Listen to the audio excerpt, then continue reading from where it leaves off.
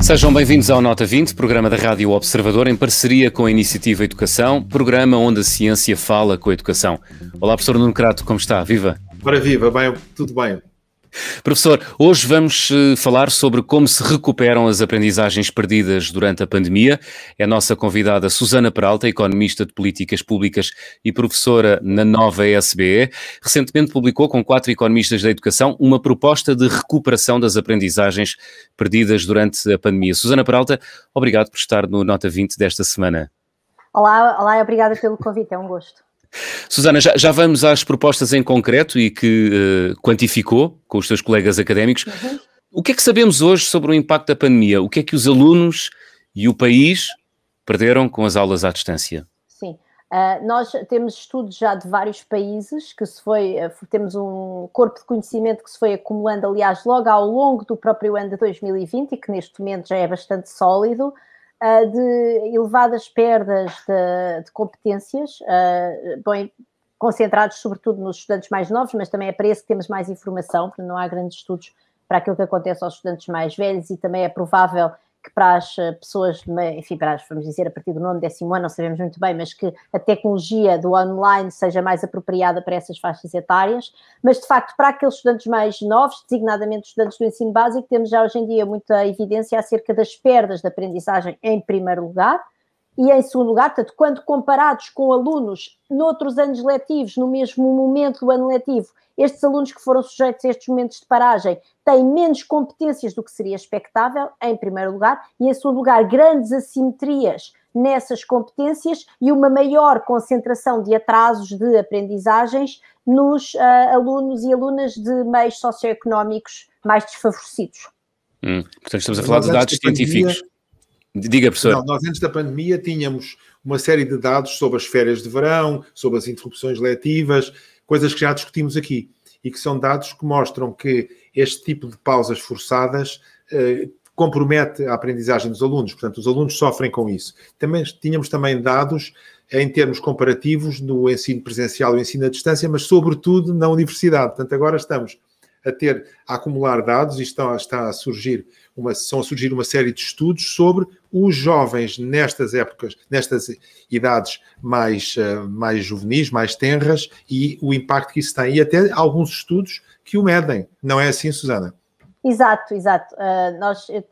Aliás, eu já citei isso num artigo que escrevi, e nós também citamos no nosso trabalho, quando fazemos a tal proposta de recuperação de aprendizagens, há um estudo holandês que é muito interessante, porque é baseado em exames nacionais, porque de facto aqui há sempre uma questão muito importante, que é como é que nós medimos esta perda de aprendizagens, e há um nível de evidência que é também interessante, mas que vamos dizer que é mais qualitativo, que são os relatos dos professores e das próprias escolas e até das famílias acerca das dificuldades das crianças, mas depois o que também é interessante é nós termos instrumentos de medição que sejam uniformes e que permitam de facto uma comparação.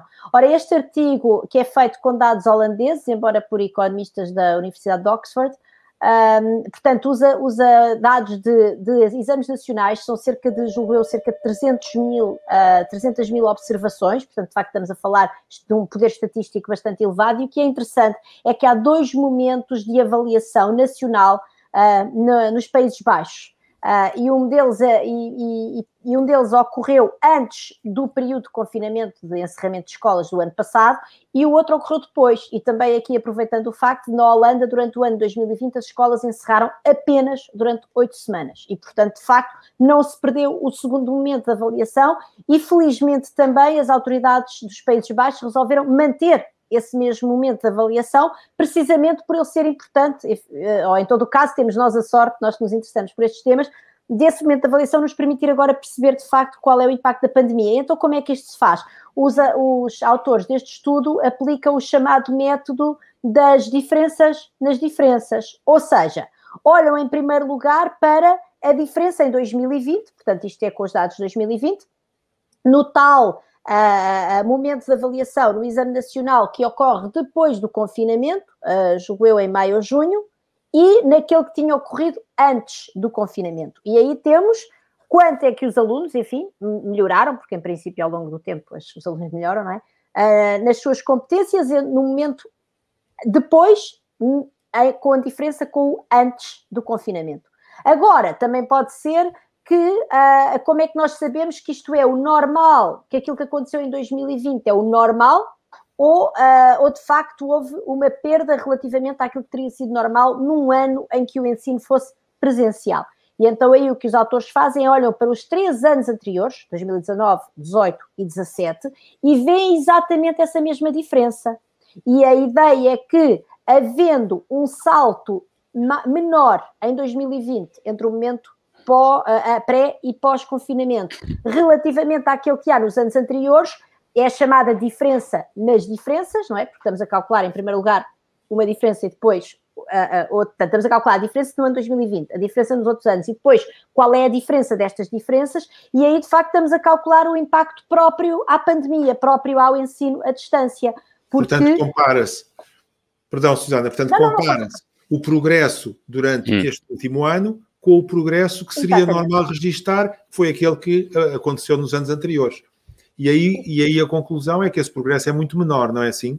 Exatamente. Portanto, o que os autores encontram é uma perda média de cerca de 1/5 do ano letivo, em média, e atenção que 1/5 do ano letivo são grosso modo as 8 semanas de encerramento, e no fundo é como se aquelas 8 semanas não tivessem servido para nada, portanto, em termos de ensino, mas depois, quando de facto comparam o que é que está a acontecer, porque para haver uma perda média que corresponde praticamente àquelas 8 semanas, e certamente que há alunos que têm competências necessárias, mesmo os mais jovens, para, apesar de tudo, acompanharem o ensino à distância, o que isso significa é que há muitos jovens que perderam muito mais, e de facto eles encontram perdas substanciais, até 60% das competências, relativamente, lá está, aos 3 anos anteriores, nos jovens de famílias de meios menos favorecidos, designadamente de famílias em que os adultos têm menor nível de educação.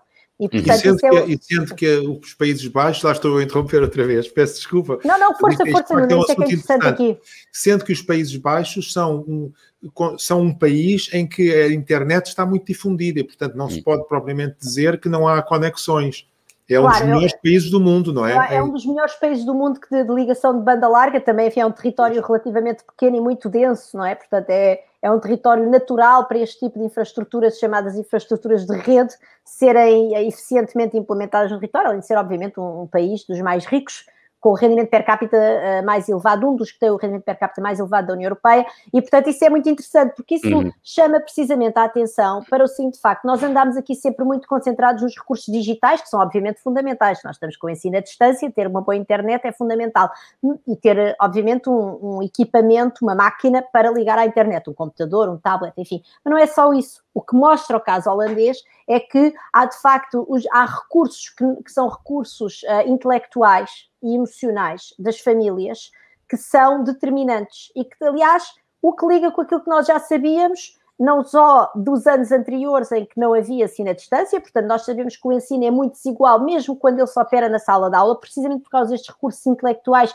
que as famílias colocam à disposição dos jovens, e também com a tal evidência que o Nuno aludiu, e bem, que é toda a questão do custo das férias escolares, em que, de facto, mais uma vez, o que nós sabemos é que quando os jovens de meios menos favorecidos são aqueles que têm grandes perdas de competências ao longo das férias escolares, precisamente porque estão inseridos em meios que, por razões várias, não são suficientemente estimulantes das suas competências cognitivas e não cognitivas. Susana, já vamos ter a oportunidade de falar das férias escolares. Queria só deter-me aqui na comparação entre esse estudo ou esses dados científicos relativos à Holanda, ou Países Baixos, e comparando com a realidade portuguesa, sabendo nós que os Países Baixos são então um país que tem melhores condições de acesso à internet, portanto tem uma rede de internet melhor do que a portuguesa, ou tradicionalmente melhor do que a portuguesa, sabendo nós que são um país com rendimento per capita superior a Portugal e com menos índice de desigualdade, podemos dizer, ou é abusivo dizer, que nesse caso as consequências da pandemia nas crianças e nos jovens portugueses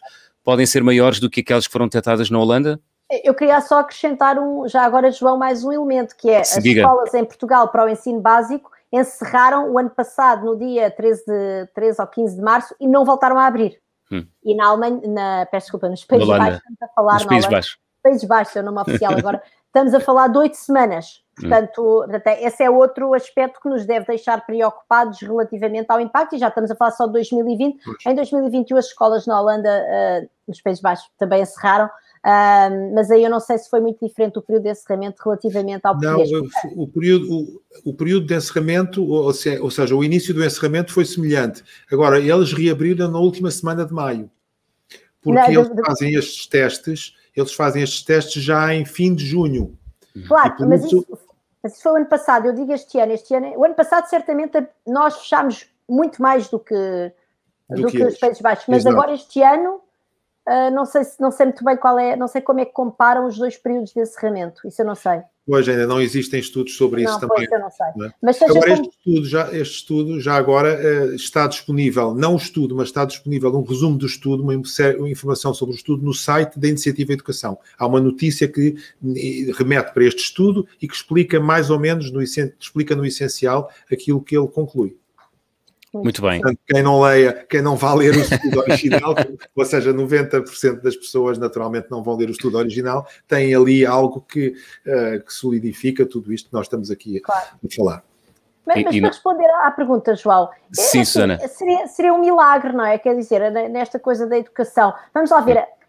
A chamada tecnologia da formação das competências, eu peço desculpa por estar aqui a usar um termo de economês, mas a verdade é que o James Heckman é isso que usa, não é? A tecnologia da formação das competências é uma tecnologia que tem a ver com as neurociências e, portanto, tem a ver com a nossa constituição enquanto seres humanos, tem a ver com a própria... com o nosso cérebro, com a maneira como o nosso cérebro se forma. Para isso, quer dizer, as crianças portuguesas não são diferentes das holandesas, nem das norte-americanas, nem das belgas, nem das francesas, portanto... Mas a minha pergunta ia mais no meio, ia mais no sentido do meio, envolvência, enfim... Além disso, exatamente, além disso, há vários efeitos que tornam o nosso sistema, vamos dizer, o nosso contexto, mais complicado, não só porque as escolas estiveram encerradas durante mais tempo, como nós temos uma das populações adultas menos educadas da Europa. Nós, no nosso retrato que fizemos das condições de vida das crianças, dizemos isso claramente, há apenas 20% das crianças até o 9º ano que têm mães com ensino superior no ensino público em Portugal. Nós sabemos que o recurso, enfim, educativo das mães é o mais importante, mas de todas as maneiras é muito correlacionado com o dos pais, porque, enfim, as pessoas tendem a casar-se com pessoas razoavelmente semelhantes do ponto de vista socioeconómico. E, portanto, quer dizer, se alguma coisa nos deve, digamos, se nós tivéssemos que fazer o chamado educated guess, não é? Tentar procurar extrapolar daquilo que nós conhecemos dos outros países para aquilo que poderá ser a identificação das perdas de aprendizagem no contexto português, é difícil que ele não seja, pelo menos tão mau, não é? Mas temos muitas condições para ele vir a revelar-se pior, não só pelas condições materiais das famílias, Portugal é um país mais pobre, como pela qualidade dos meios, do acesso a meios digitais, designadamente da largura de banda na internet, enfim, vimos muitas notícias sobre isso, crianças em aldeias perdidas, etc., como pelo nível de educação das famílias, como pela duração do encerramento do ano letivo ao longo de 2020, estamos de facto a falar de uma série de fatores que só podem jogar em nosso desfavor. Para essas crianças. E temos que resolver este problema que nos caiu no colo de repente, e precisamente nesse sentido a Susana Peralta assina com 4 académicos várias propostas para nós, o país, recuperarmos e os nossos jovens recuperarem rapidamente a aprendizagem que perderam durante o ensino à distância, durante este contexto da pandemia. Prevê 2 medidas, essa proposta prevê 2 medidas, tutorias e escolas de verão. Vamos começar pelas tutorias. Quantos alunos poderiam ser abrangidos por esta iniciativa? Qual o custo e os benefícios deste programa? Sim. Então, as tutorias, há de facto muitíssimos estudos que mostram, aliás, saiu agora recentemente uma meta-análise do National Bureau of Economic Research que chama o efeito transformacional das tutorias. Já agora as tutorias são o quê? São, no fundo, explicações em pequenos grupos. Eu julgo que as pessoas que recorrem a explicações para ajudar as suas crianças no progresso escolar percebem exatamente o impacto que isso tem, porque é uma atenção individualizada. Nós inspirámos-nos no desenho de um académico, de um economista de educação inglês, que é o Simon Burgess, que fez uma proposta muito semelhante para o Reino Unido, e ele diz que, de facto, a evidência que mostra é que, de facto, as tutorias individuais, verdadeiramente individuais, são aquelas que têm um impacto muito elevado na progressão das competências das crianças, mas ele, enfim, diz que depois há vários estudos que mostram que até grupos pequenos, entre 4 e 6 crianças, são ainda bastante efetivos, e depois aqui é uma questão de custo-benefício, claro, porque quando nós pomos 6 crianças com o mesmo tutor, dividimos o custo por 6. Portanto, nós fazemos 2 propostas diferentes, uma para grupos de 3 crianças, que sai obviamente mais cara, porque o principal custo da tutoria são as horas especializadas do tutor, ou então em grupos de 5 crianças. 5 crianças foi o que foi proposto para o Reino Unido e o que foi proposto aqui para a vizinha Espanha, também por um grupo de economistas de educação, proposta que, aliás, acabou por ser parcialmente levada em conta no Orçamento de Estado para 2021 em Espanha. E, portanto, a ideia é, de facto, olhar para, portanto, pegar em grupos individualizados, em momentos do dia que nós sugerimos no nosso documento que sejam inseridos no próprio horário escolar, utilizando, enfim, estratégias diferentes de organização do tempo que cada escola, as escolas têm sempre esses momentos em que as crianças estão a trabalhar por grupos diferentes, e, portanto, a ideia é, de facto, pegar nas crianças que estão com mais dificuldades e procurar, durante esses momentos que nós propomos, 3 vezes por semana, a momentos de 1 hora, mas, mais uma vez, nós depois calculamos um custo, enfim, fazemos umas estimativas e, portanto, calculamos um custo, pois aquilo é sempre adaptável, se houver menos horas sairá mais barato, mais horas do que isso também é complicado, porque, enfim, estas são crianças, não é?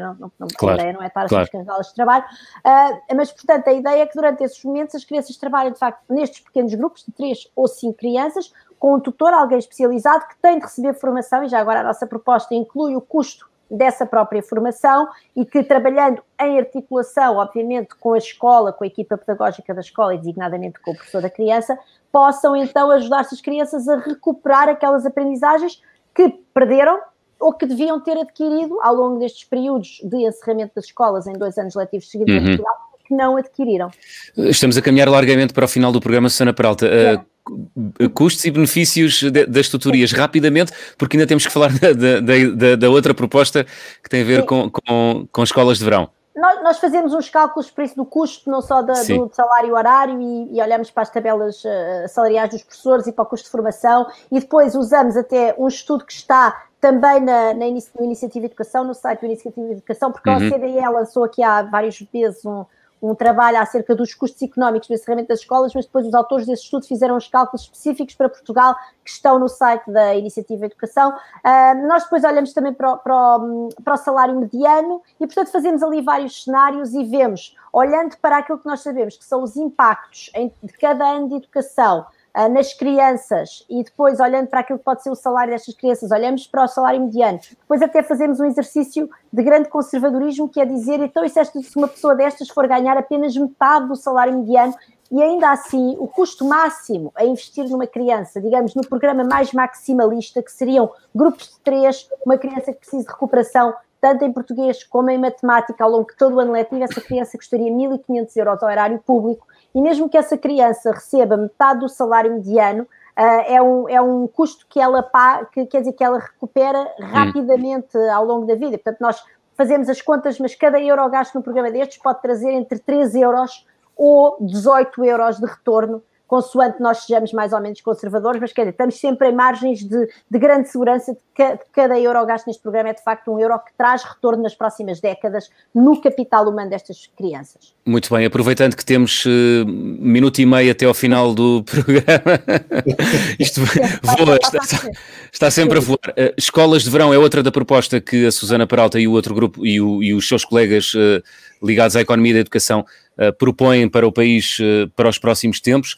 Rapidamente, em 20 segundos, o que é isto de escolas de verão? São escolas de verão, ou seja, são ATLs, no fundo, não é, em que as crianças têm momentos lúdicos, momentos desportivos muito importantes, porque as crianças também têm um enorme custo na sua saúde mental, no seu bem-estar psicológico ao longo destes 2 anos, e com tutorias lá metidas. Portanto, no fundo, é aproveitar o tal poder transformacional das tutorias e dizer que essas crianças, se forem acolhidas durante 4 semanas em estruturas, já agora, nós temos as férias de verão mais longas da União Europeia. Portanto, não há nada a perder se estas crianças puderem passar 4 semanas em momentos muito lúdicos, com muita componente de socialização e 3 ou 4 horas por semana de tutorias, já para poderem depois também entrar em setembro no ano letivo, com mais confiança nelas próprias e com mais conforto para os novos desafios que aí virão.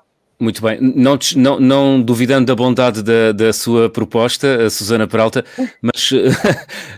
mas olhando para o que propõe, não seria melhor nos próximos anos letivos, e pedir-lhe uma resposta mesmo muito telegráfica, criar turmas mais pequenas e quase personalizar o ensino em turmas mais pequeninas? A questão é que nós estamos a falar de tutorias com grupos de 3 ou 5 crianças, mesmo a tal tutoria de 3 dá no máximo 1.500 euros por criança ao longo do ano letivo. É muito mais caro, quer dizer, nós vamos definir turmas pequenas, não é? 3 ou 5 crianças nunca serão, mas o quê? Turmas de 15 crianças, isso multiplica por 2 o custo do ensino superior.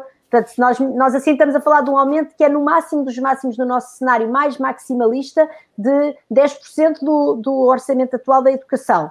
Ora, se nós quisermos dividir as turmas por 2 e mesmo assim não temos grupos tão pequenos, embora também, enfim, depois são mais horas por dia, mas quer dizer, estamos a falar de multiplicar por 2, portanto portanto, também é uma questão de custo, não é? Isto nós sabemos que funciona, há imensos, milhares de estudos, centenas de estudos, que mostram que isto funciona, e portanto se temos aqui uma medida que é custo-efetiva e que funciona, comecemos por aqui, porque não? Muito bem, Susana Peralta, muito obrigado por ter vindo à Nota 20 desta semana.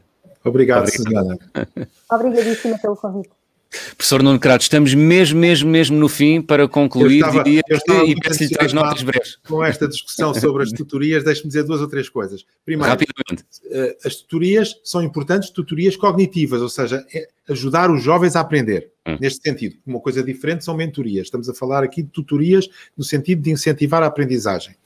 E segunda questão, estas tutorias são particularmente eficazes para os jovens mais desfavorecidos. Portanto, o que existe internacionalmente e que me leva a achar muito bem a ideia das tutorias é o seguinte, é que isto é dirigido àqueles jovens que mais têm perdido e, portanto, não é de baixar o ensino para todos, de forma a que todos sejam nivelados por um mesmo patamar mais inferior, mas é levar os que têm mais dificuldades a atingir um nível superior. E isso parece-me muito interessante. E é uma coisa que existe no mundo. Nós fazemos isso, por exemplo, com o programa AZ com a leitura, a Iniciativa de Educação, e tem-se provado que é algo muito bom. Bom para os alunos, claro. Deixe-me dizer-lhe uma coisa que eu achei extremamente interessante neste estudo sobre a Holanda, é que eles acabam dizendo o seguinte: build back better, ou seja, quando regressarmos vamos ter que fazer melhor, vamos ter que acelerar e aumentar a qualidade da educação. E isso é fundamental e é mesmo aquilo que nos deve mover agora, em minha opinião, é voltar e aumentar a qualidade da educação e dar particular atenção aos mais desfavorecidos para que eles todos para que todos os estudantes atinjam um nível muito aceitável. Muito bem, na próxima semana vamos... Vicioso, sim. Na próxima semana vamos relacionar o tema da educação com a pobreza. Será nosso convidado o professor Fernando Diogo, autor do estudo Pobreza em Portugal, Trajetos e Cotidianos, promovido pela Fundação Francisco Manuel dos Santos. Daqui a segundos já pode responder à pergunta que colocamos no Twitter, é a seguinte: o percurso escolar é um fator decisivo para a situação de pobreza dos portugueses? Sim ou não? Professor Nuno Crato, até para a semana. Até para a semana.